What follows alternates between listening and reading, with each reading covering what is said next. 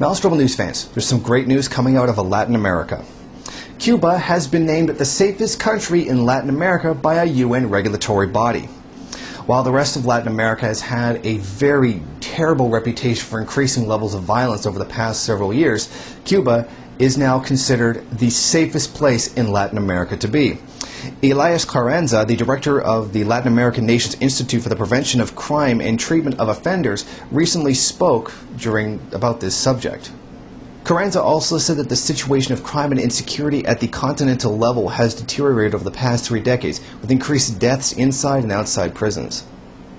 No doubt even though that this is good news, it will still be used against Cuba and socialism as a method of bashing them.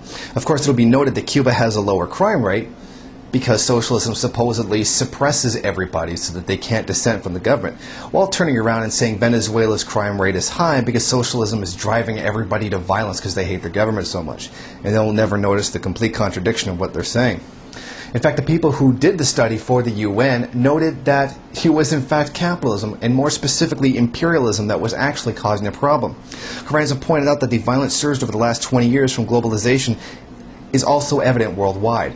The same violence that Latin America has exploded into in the last little while has also exploded in other places around the world, most notably Asia and Africa, as U.S. imperialism begins to step up operations in these areas.